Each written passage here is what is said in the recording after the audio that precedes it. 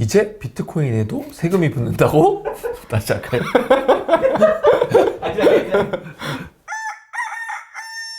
이제 비트코인에도 세금이 붙는다고? 안녕하세요. 슬기로운 세무탐구의 이상화 세무사입니다. 네, 안녕하세요. 슬기로운 세무탐구 조봉기 세무사입니다. 이제 비트코인에도 세금이 붙는다라는 이런 시대가 오고 있네요.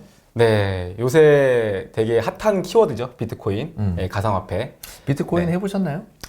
한창 비트코인이 좀 붐을 잃었을 때 한번 들어가 볼까 하다가 네.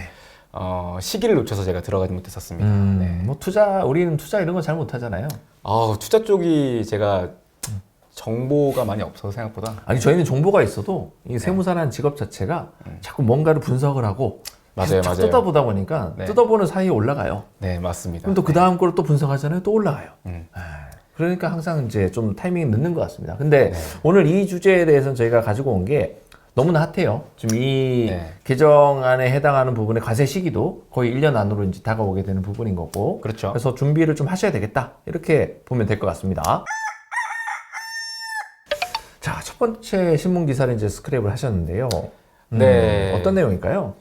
일단 비트코인 관련 기사를 준비해 봤어요. 일단은 오늘 주제가 비트코인 관련 주제이기 때문에 네. 비트코인을 포함한 가상화폐 관련 주제이기 때문에 한번 준비를 해 봤는데 뭐 지금 또 현 시점에서 제가 또 비트코인 가격을 확인해 본 건 아니어서 뭐 정확히 지금 계속 오르고 있는지 뭐 떨어지고 있는지까지는 잘 모르겠지만 이 기사를 접했을 당시에는 2만 달러를 돌파 뭐 한다 뭐 이런 식으로까지 얘기가 나오고 그렇죠. 계속 오를 예정이다 뭐 이런 식으로까지 얘기가 나왔어서 배가 아파서 준비해봤습니다. 와, 근데 이게 굉장히 충격적인 건데요. 이거를 뭐 주식이라고 그냥 뭐 이해를 해보신다고 가정을 하면은 주식 가액이 지금 현재 2만 달러인데 1년 후에 31만 달러로 되는 이게 몇 배에 해당하는 거예요? 이게 뭐 10배도 넘지 않습니까?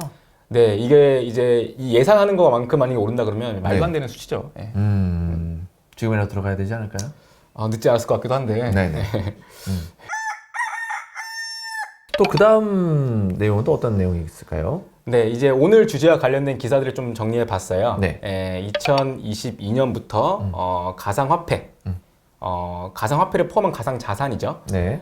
에 대한 이제 소득에 대해서 과세를 한다라는 정부안이 나왔죠. 네. 그러니까 연 250만 원을 넘게 소득이 발생을 한다 그러면 과세를 하겠다는 얘기잖아요. 네, 맞습니다. 거의 뭐 대다수 사람이 다 걸리겠다. 그렇죠. 거의 대부분이겠죠. 네, 과세 대상이 되시는 분들이. 그렇죠. 네. 이게 한 번을 수익 창출했을 때 250만 원이 아니라 누적적으로 1년에 250만 원이잖아요. 네, 연일회씩 계속 과세를 한다고 보시면 될 것 같아요. 그럼 반대의 케이스는 어떻게 되나요? 뭐 수익을 안 볼 수도 있잖아요. 그럼 차감해 주나요? 네, 지금 정부 안으로 나와 있는 거는 이게 지금 기타 소득이기 때문에 이거를 뭐 2월에서 추가적으로 또 뭐 과세를 안 한다 할지 이런 부분에 대해서까지는 좀 더 확인을 해봐야 될 것 같긴 하네요. 잘 빠져나가시네요. 이게 대본에 없는 걸 제가 질문을 해봤잖아요. 너무 당황스러웠어요. 네, 아유, 잘하시고 계십니다. 네. 그래서 이게 기타 소득으로 분류된다라는 부분도 좀 설명을 해주셔야 될 것 같아요. 네, 뒤에서 좀 더 자세히 설명을 해줄 줄 텐데요. 기타 소득이라고 하는 거는 이제 일반적인 뭐 사업소득이나 근로소득과 좀 다른 어떤 과세 체계를 가지고 있어요. 그래서 그렇죠. 그리고 또 이제 여기서 또 명확히 한 거는 분류해서 과세하겠다고 명확히 하고 있습니다. 그래서 조합과세와 이제 합산이 돼서 되지 않는 부분이고요. 그런 것들도 뒤에서 다룰 세법 개정안에서 조금 더 자세히 설명을 드릴 예정입니다. 알겠습니다. 또 다음 이제 기사를 본다 그러면 이번에는 주식이에요. 네, 주식과 관련된 부분도 같이 나와 있는 기사가 있어서 준비해 봤는데요. 일단은 주식 저희가 말하는 이제 국내 주식들 관련해서 이제 양도세를 과세한다라고 하는 개정이 나왔었는데 요게 일단 2023년부터 과세가 되는 걸로 현재 나와 있고요. 이제 가상화폐는 1년 빠른 2022년부터 과세하는 걸로 보시면 될 것 같아요. 그러면 이제 연간 5천만 원이 넘으면 이제 과세 대상이 된다. 양도 차익 자체가. 네네. 손실 보면 또 그거는 이제 뭔가를 해주겠다는 얘기가 해당하는 것 같습니다. 네, 손실을 보면 5년까지 2월 공제를 허용한다는 식으로 현재 나와 있는 것 같아요. 아주 뭐 박 터질 것 같아요. 지금 말이 많죠. 근데 아마 된다고 보십니까, 저게? 지금 현재 국회 의결사항에서도 요 내용을 보류하거나 빼지 않는 걸로 봐서는 그대로 밀어붙일 걸로 예상이 돼요. 아유, 아주 그냥 전문가적인 답변 감사합니다. 좋았습니다. 네네. 자, 그러면 이번엔 좀 구체적으로 들어가서요. 네. 세법 개정안에 대해서 이제 올려놓고 이제 말씀을 드릴 부분인 건데요. 네, 아까 맞습니다. 기타 소득이라는 얘기가 이제 나왔지 않습니까? 그러면 이 부분에 대해서 세율은 나와 있네요. 20%로 과세를 하겠다. 네, 단위세율로 과세한다고 돼 있네요. 네. 거기 외적으로 또 좀 설명을 좀 해주시겠어요? 네, 일단 7월 22일자 배포된 세법 개정안 내용인데요. 네. 일단은 가상자산이라고 돼 있고요.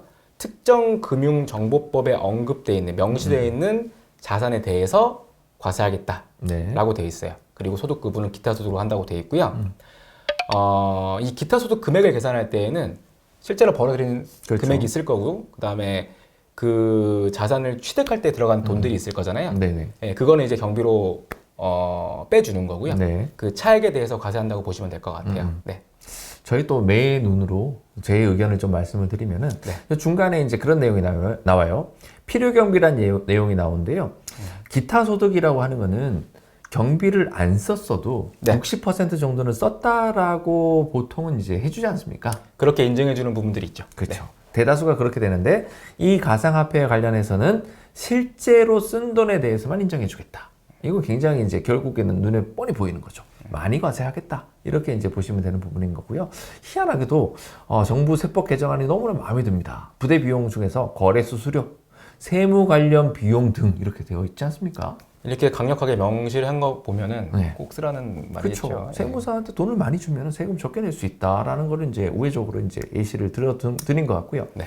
그 밑에 또 이제 굵은 글씨로 써여 있는 내용을 보면은 취득가액 평가 방법에 대해서 선입선출법이라고 되어 있잖아요. 네. 이 내용이 이제 뭐냐면은 먼저 산 주식에 대해서 주식이 아니죠. 먼저 산 가상화폐에 대해서 이 취득가액 자체가 상대적으로 낮을 수 있으니까 또 세금을 더 많이 걷겠다. 중간에 이렇게 얘기하시는 분들이 있을 거잖아요. 나는 이 중간에 산 거를 판 거야.